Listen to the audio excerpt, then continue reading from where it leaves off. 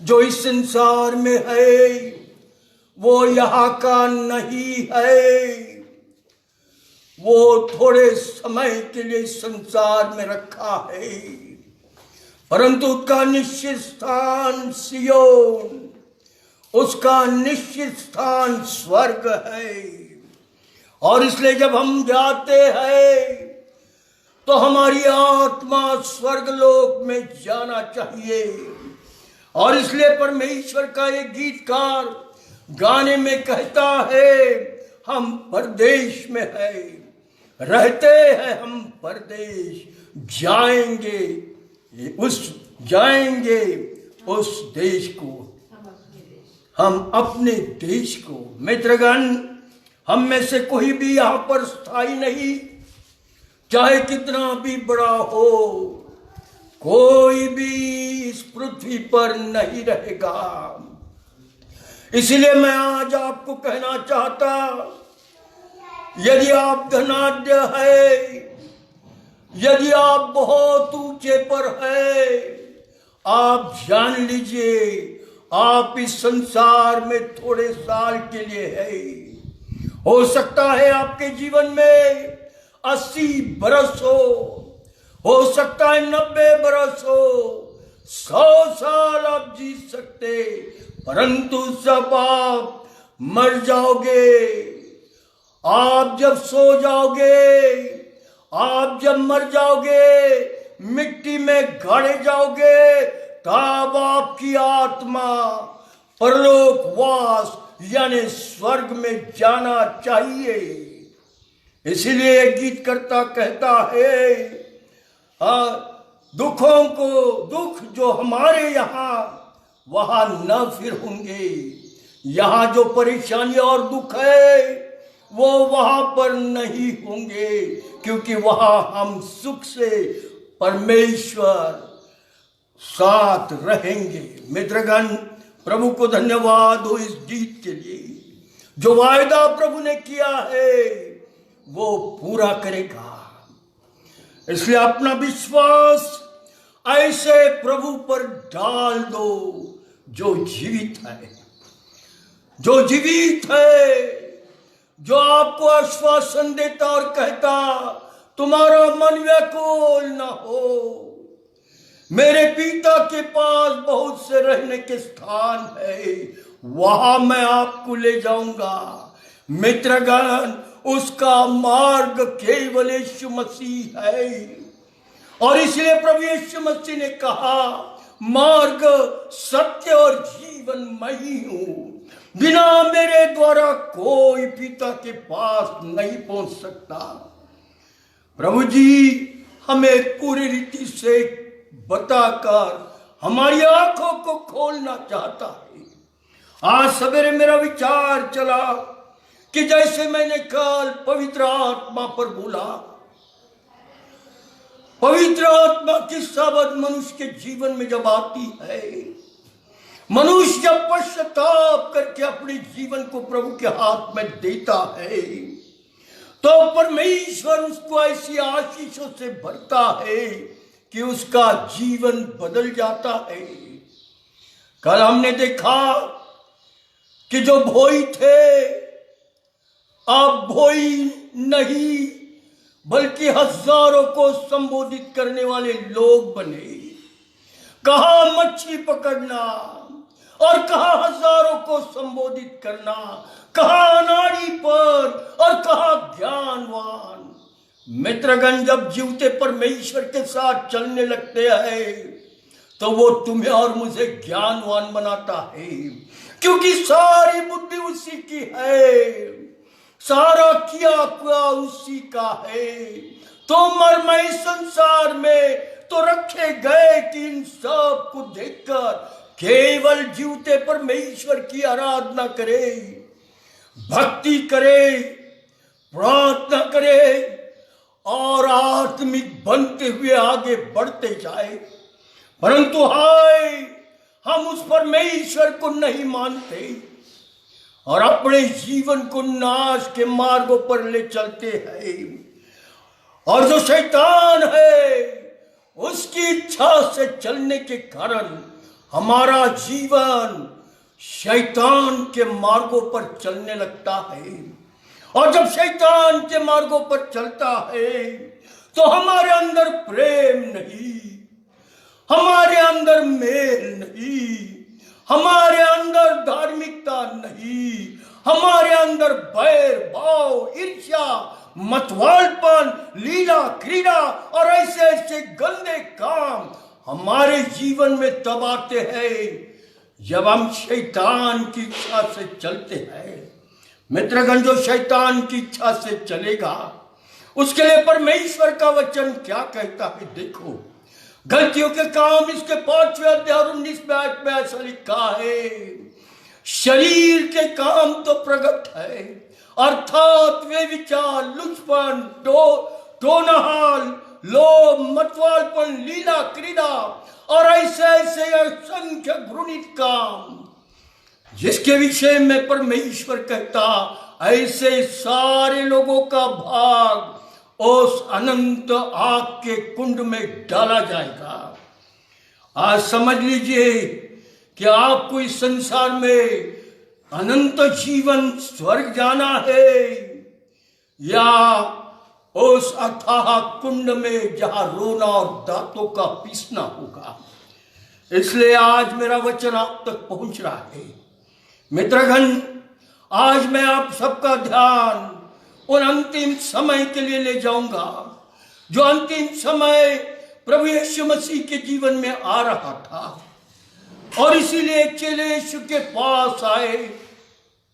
लिखा हुआ है मत्ती रचित सुसमाचार इसके 24वें अध्याय में, प्रभु यीशु मसीह के चेले यीशु के पास आए और कहने लगे, देख कितनी बड़ी बड़ी दीवारें हैं, कितनी बड़ी बड़ी चट्टानें हैं, कितना बड़ा मंदिर है। और तब यीशु ने उनसे कहा, यहां पर पत्थर न रहेगा जो ढाया न जाएगा। यानी प्रभु यीशु मसीह ने एक संकेत दे दिया कि हर कुछ नाश होगा। हमने बनाया हुआ चर्च नाश होगा, हमने बनाए हुए मंदिर नाश होंगे, हमने बनाए हुए स्टैचू नाश होंगे, हमने बनाए सारे चीज नाश होंगे, पर केवल परमेश्वर उसकी बातें कायम रहेंगी। और इसीलिए प्रभु यीशु मसीह ने उन चेलों से कहा, तुम्हारा मन व्याकुल न हो, मुझ पर विश्वास करो, पिता पर विश्वास करो, और पिता और मैं एक हूं। मित्रगण, 24वें मत्ती रचित सुसमाचार 24 इसके 3 वचन में ऐसा लिखा है, जब वह जैतून पहाड़ पर बैठा था तो चेलों ने एकांत में उसके पास आकर कहा, हमें बता कि ये बातें कब होगी, तेरे आने का और जगत के अंत का क्या चिन्ह होगा। जगत के अंत का और तेरे आने का क्या चिन्ह होगा। प्रभु उस समय, यीशु प्रभु उस समय चेलों के साथ था और चेलों ने उनसे कहा कि तेरे आने का और इस जगत के अंत का क्या चिन्ह होगा। तब प्रभु यीशु मसीह ने कहा, 4 वचन में ऐसा लिखा है, यीशु ने उनको उत्तर दिया, सावधान रहो, कोई तुम्हें न भरमाए पाए, क्योंकि बहुत से ऐसे होंगे जो मेरे नाम से आकर कहेंगे मैं मसीह हूं, और बहुतों को भरमाएंगे। मैं जानता हूं इस संसार में बहुत बार लोगों से जब मैं बात करता हूं तब लोग कहते कश्मीर में यीशु आके गया। मित्रगण, मुझे बड़ी अच्छा लगता है जब लोग कहते कश्मीर में आके गया, पर मित्रगण, प्रभु यीशु मसीह कश्मीर को जानता है, कश्मीर के लोगों को पहचानता है, परंतु यीशु प्रभु कश्मीर नहीं आया।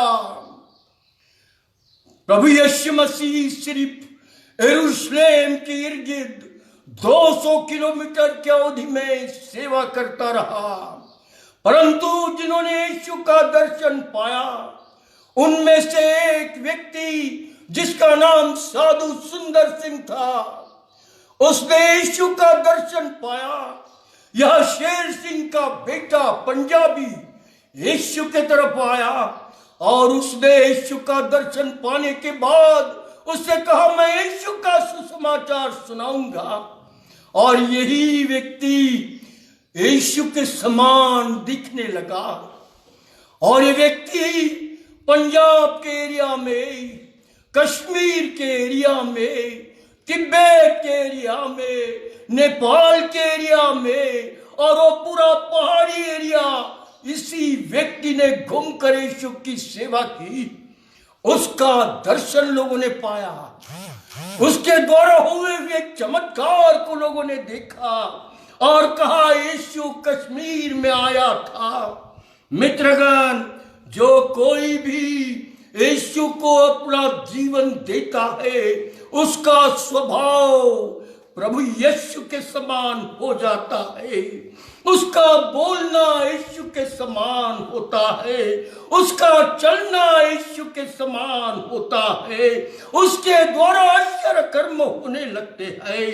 वही प्रभु यीशु मसीह आज क्या कहता है, देखो लिखा हुआ है प्रकाशित वाक्य इसका पहला अध्याय और तीसरी वचन में ऐसा लिखा है, धन्य है वह जो इस भविष्यवाणी की किताब को वचन को पढ़ता है और वे जो और इसे पढ़ता है और जो इसे सुनते हैं और इसमें लिखे हुए बातों को मानता है, क्योंकि समय निकट है। परमेश्वर का एक जन तापनस नाम के बेटे पर इस दर्शन को देखते हुए लोगों को कहता है कि देखो, धन्य है वह जो इस भविष्यवाणी की किताब को पढ़ता है, जो सुनता है और जो इस लिखी हुई बातों को मानता है।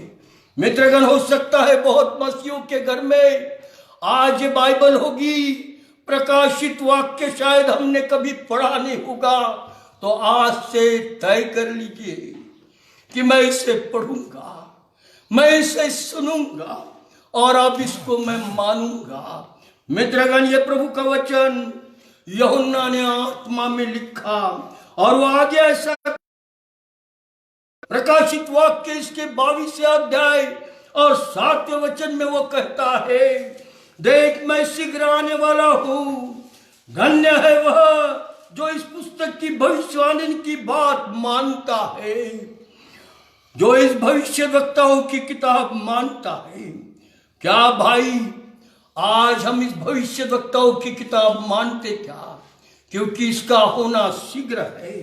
मित्रगण, आज हमें चाहिए कि इन बातों को हम पढ़े, इसे सुने, इसे जाने और इसके मुताबिक चले।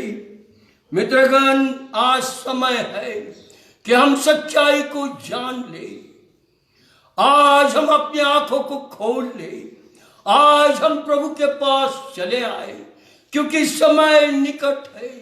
जो आज हालातें होते जा रही है उन सब को देखकर हमें ऐसा लगता है कि ये बातें होगी।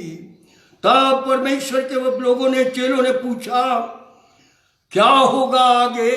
तब उन्होंने 6वें वचन में क्या लिखा है, क्या देखो, तुम लड़ाई और लड़ाइयों की चर्चा सुनोगे तो घबरा न जाना, क्योंकि इनका होना अवश्य है, परंतु उस समय अंत न होगा। क्योंकि जाति पर जाति और राज्य पर राज्य चढ़ाई करेगा और जगह जगह काल पड़ेंगे और भूईडोल होंगे। ये सब बातें पीढ़ियों का आरंभ होगी। तब क्लेश दिलाने के लिए तुम्हें पकड़ाएंगे और तुम्हें मारेंगे, मार डालेंगे, और मेरे नाम के कारण सब जातियों के लोग तुमसे बैर रखेंगे। तब बहुत से ठोकर खाएंगे और एक दूसरे को पकड़ाएंगे और एक दूसरे से बैर करे रखेंगे। बहुत से झूठे भविष्यवक्ता उठ खड़े होंगे और बहुतों को मरमाएंगे। अधर्म के बढ़ने से बहुतों का प्रेम ठंडा पड़ जाएगा, परंतु जो अंत तक धीरज धरे रहेगा उसी का उद्धार होगा। और राज्य का यह सुसमाचार सारे जगत में प्रचार किया जाएगा, तब अंत आएगा। मित्रगण, सारे संसार में कोई कान ये नहीं कहेगा कि मैंने यीशु की वाणी नहीं सुनी। और इसलिए प्रभु स्पष्ट रीति से संसार के लोगों को, किसी एक समाज को नहीं, किसी एक पंथ को नहीं, परंतु संसार को कहता है कि ये समय आ रहा है। मित्रगण, हम जानते हैं बार बार अलग अलग प्रकार की वारदातें हम सुनते हैं और ऐसा लगता है इन सब बातों को सुनकर यीशु का आना निकट है, प्रभु यीशु मसीह का आना निकट है। और इसीलिए उसने वचन में कहा है कि तुम सारी बातें सुनो तो समझ लेना मेरा आना नजदीक है। मित्रगण, प्रभु यीशु मसीह का आना नजदीक है। ये बड़ी सुंदर बात है कि वो हमसे कहता है। तब मनुष्य के पुत्र 24वां अध्याय 30वें वचन में ऐसा लिखा है, जब ये सारी बातें होगी तब ऐसा लिखा है, तब मनुष्य के पुत्र का चिन्ह आकाश में दिखाई देगा और सब पृथ्वी के सब कुलों के लोग छाती पीटेंगे और मनुष्य के पुत्र को बड़ी सामर्थ के साथ, ऐश्वर्य के साथ आकाश के बादलों पर आते देखेंगे। हाँ मित्रगण, ये समय है कि प्रभु यीशु मसीह बादलों पर बैठकर आएगा। लिखा हुआ करंथियों के काम, पहले करंथियों इसका 4 और 16 और 17 वचन में, प्रभु आप ही स्वर्ग से उतरेगा और उस समय ललकार और प्रधान स्वर्गदूतों की सुनवाई शब्द का सुनाई देगा और परमेश्वर की तुरही फूकी जाएगी और जो मसीह में मरे हैं वे पहले जी उठेंगे। तब हम जो जीवित है बचे रहेंगे और उसके साथ बादलों पर उठा लिए जाएंगे। मित्रगण, हमारे लिए आशा है, यदि हम मसीह यीशु में है, यदि हम प्रभु यीशु मसीह के नाम से हमारा जीवन परिवर्तित हुआ है, तो निश्चित अगर हम सोए रहेंगे तो हम जिएंगे। प्रभु यीशु मसीह ने फिर कहा, यूहन्ना रचित सुसमाचार 14 अध्याय पहली वचन में, पहले और दूसरे और तीसरे में, तुम्हारा मन व्याकुल न हो, परमेश्वर पर विश्वास रखो और मुझ पर भी विश्वास रखो। मेरे पिता के घर में बहुत से रहने के स्थान हैं, वहां मैं तुम्हें रखूंगा। मित्रगण, आज हमको विश्वास करना है कि प्रभु यीशु मसीह स्वर्गीय स्थान में हमें ले जाएगा और वहां रखेगा। इसलिए जागते रहो, प्रार्थना करो, क्योंकि समय निकट है। अभी और भी बहुत बातें हमारे सामने आएगी। कई प्रकार से भूकंप हम देखने जा रहे हैं, कई प्रकार से दुष्काल हम देखने जा रहे हैं, कई प्रकार की बीमारियां हम देखने जा रहे हैं। हमको जागते रहना है, प्रार्थना करना है, यीशु मसीह के संग अपना जीवन व्यतीत करना है। क्योंकि प्रकाशित वाक्य में कहता है, जब हम पढ़ते हैं 22वें अध्याय में, तब ऐसा लिखा है कि पवित्र परमेश्वर के राज्य में वो ही प्रवेश करेगा। परंतु ऐसा लिखा है, परमेश्वर का वचन कहता है, स्वर्ग में कौन जाएगा। ऐसा लिखा है प्रकाशित वाक्य इसके 21वें अध्याय और उसकी 8वें वचन में ऐसा लिखा है, परंतु डरपोक और अविश्वासी और घिनौनों और हत्यारों और वे विचारियों और दोनों और मूर्ति पूजकों और सब झूठों का भाग उस झील में मिलेगा जो आग और गंधक से जलाई जाती है। यह दूसरी मृत्यु होगी। हाय हमारा जीवन, यदि हम सच्चाई को न जाने आज, तो हम नाश होंगे। शारीरिक मृत्यु और आत्मिक मृत्यु, दो मृत्यु हमारे होंगे। हमारे लिए कहीं से भी हमारी आत्मा को स्वर्ग का राज नहीं मिलेगा। तुम्हारी और मेरी आत्मा उस नरक में, उस कुंड में तड़पेगी जहां पर आग और गंधक होगी। परंतु आज प्रभु आपको बचाना चाहता। यदि आज मेरी वाणी सुन रहे हो, आज प्रभु का ये वचन आप तक पहुंचा है, यदि आप अपने जीवन में ऐसे समझते हो कि मैं तो डरपोक हूं, तो आज प्रभु तुम्हारा और मेरा डरपोकपन निकालेगा। और आज अगर ऐसा लगता है मैं अविश्वासी हूं, तो मैं आज विश्वास पाकर यीशु के पास आऊंगा। मित्रगण, प्रभु आपको विश्वास में मजबूत करने में सामर्थ्य है। और यदि आज आपको लगता कि मेरे जीवन में घिनौने काम है, तो आज प्रभु आपके घिनौने काम आपसे दूर करेगा। अगर आपका जीवन आपको लगता है कि हत्याओं में चल रहा है, मैं आज जाके मर्डर करता हूं, आज जाके खून खराबे में मेरा हाथ लाल रंगता है, तो आज यीशु के पास आ और कहे प्रभु मुझ गुनहगार पर दया कर। परंतु अगर आज आप कहते मेरे अंदर में टोना है, मेरे अंदर में बैर है, मेरे अंदर में ईर्ष्या है, मेरे अंदर में मतवालपन है, मेरे अंदर में लीला क्रीड़ा है, मैं अश्लीलता में भरा हूं, तो आज जहां कहीं तू सुन रहा है वही घुटने टेक ले, अपने जीवन को प्रभु के हाथ में दे दे और कहे प्रभु यीशु मसीह मुझ गुनहगार पर दया कर, मुझे स्पर्श कर। मैं आज अपना जीवन तुझे दे देता। मैंने सुना अगर मैं पश्चाताप करूंगा तो स्वर्ग का राज जो मेरे लिए खुलेगा। मुझ पर दया कर मेरे भाई। वो यीशु है जिसने अपने हाथ फैलाए हैं, वो आज अपने पास लेगा, अपने सीने से लगाएगा और कहेगा मेरी खोई हुई भेड़ आज मेरे पास आ गई है और तुझे प्यार करेगा।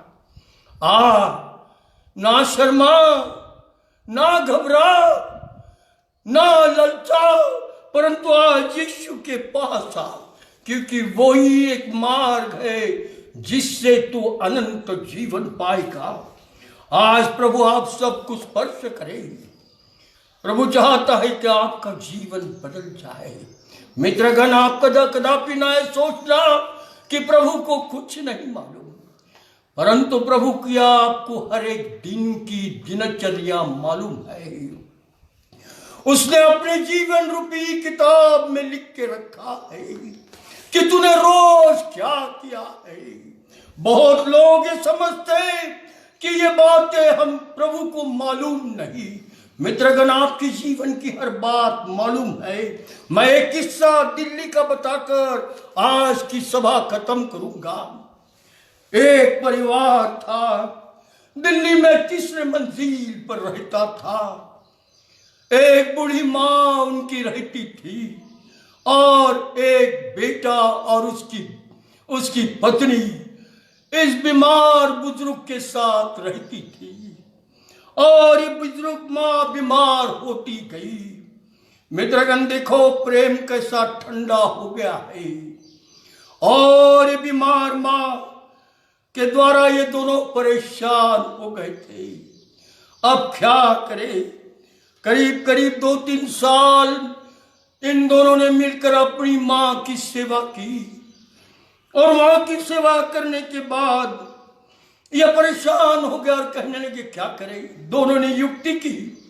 रातों रात मध्यरात्रि के समय जब सब सोए थे, इन्होंने मां को कंधे पर उठाया, एक सीढ़ी से ऊपर होकर दूसरे सीढ़ी पर आए, तीसरे सीढ़ी से ऊपर आए और वहां बालकनी में ऊपर जाकर वहां से अपने बुजुर्ग मां को फेंक दिया।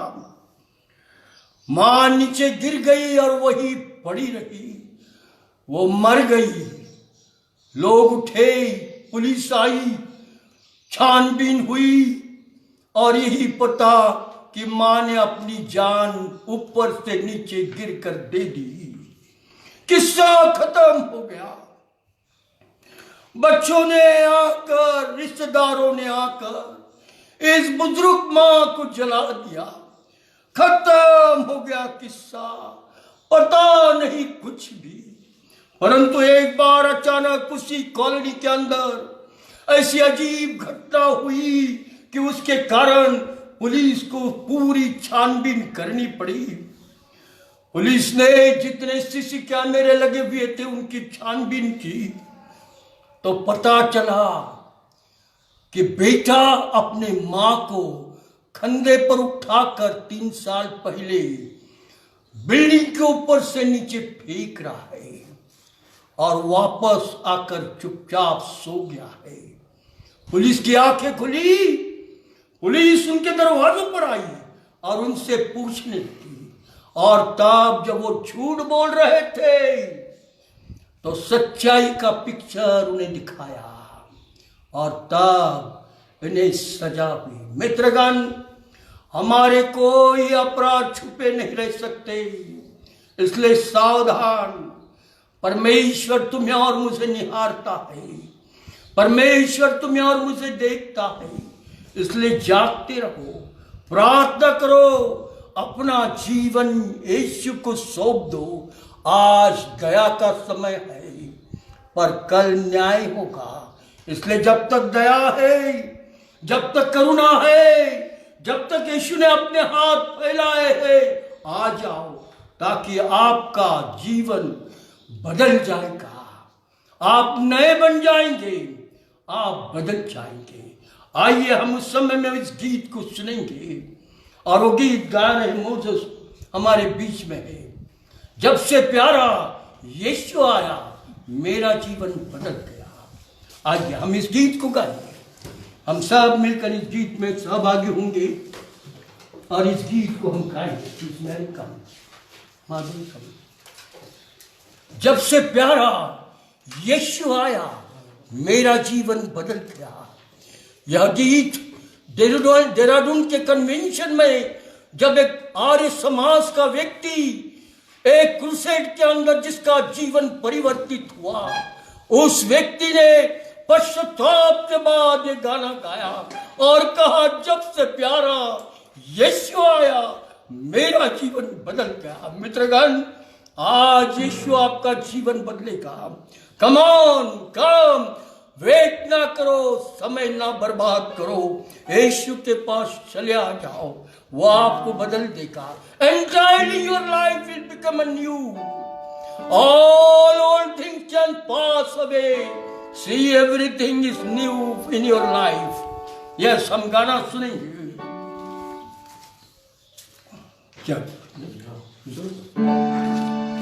जब से प्यारा यीशु आया मेरा जीवन बदल गया। जब से मैंने उसे पाया मेरा जीवन बदल गया।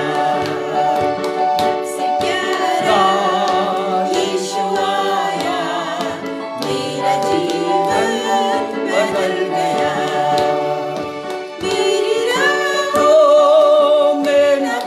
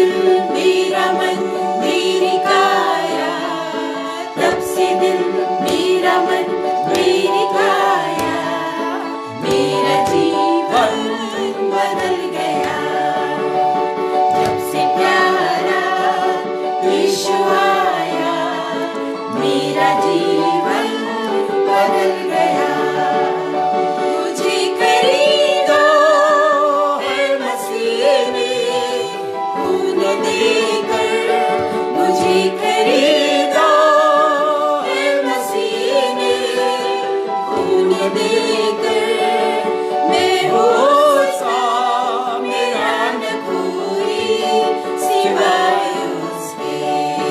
मैं हूँ उसका, मेरा न कोई सिवाय उसके। पुत्र ने है पिता से मिलाया, पुत्र ने है पिता से मिलाया, मेरा जीवन बदल गया। जब से प्यारा यीशु आया, मेरा जीवन बदल गया। रात काले बीत गई है, हुआ सवेरा। रात काले बीत गई है, हुआ सवेरा। सुबह का तारा देखो चमका, यीशु मेरा। सुबह का तारा देखो चमका, यीशु मेरा। इसलिए मैंने ये गीत गाया, इसलिए मैंने ये गीत गाया, मेरा जीवन बदल गया। जब से प्यारा यीशु आया, मेरा जीवन बदल गया। मित्रगण, जिस दिन वो भट्ट भाई देहरादून के कन्वेंशन में ही अपना जीवन यीशु को देख दे दिया, पश्चाताप किया, उसके बाद उसके मुख से ये गाना निकला, जब से प्यारा यीशु आया, मेरा जीवन बदल गया। यदि आज आप दुखी हैं, यदि आप अपने पापों से परेशान हैं, तो यीशु के पास आ जाओ, वो आपका जीवन बदल देगा। ओ आपका घर सुंदर रोशनी से भरेगा, आपके घर में बरकतें, आनंद, हर्ष और आनंद आएगा। ओ आपका घर लोगों के लिए एक आत्मिक स्थान बन जाएगा। आइए यीशु, आइए हम प्रार्थना करें। हमारे जीवित दयालु प्रभु यीशु मसीह, आज तेरे प्रिय लोगों ने तेरी वाणी सुनी। जितने घरों में ये आवाज गई, जितने मित्रों ने ये आवाज सुनी, जितने भाइयों ने इस आवाज को और बहनों ने सुना, जितने परिवारों ने ये आवाज सुनी, उन सब को स्पर्श कर दयालु प्रभु, उन सब को स्पर्श कर, ताकि हर कोई ये कहने पाए यीशु प्रभु है। आज सवेरे धन्यवाद देते तेरे सारे आशीषों के लिए। मेरे देश पर आशीष रख, मेरे देश के सारे अधिकारियों पर आशीष रख, हर एक की तो रक्षा कर और उनके साथ हो, यीशु प्रभु के नाम से आमीन, आमीन।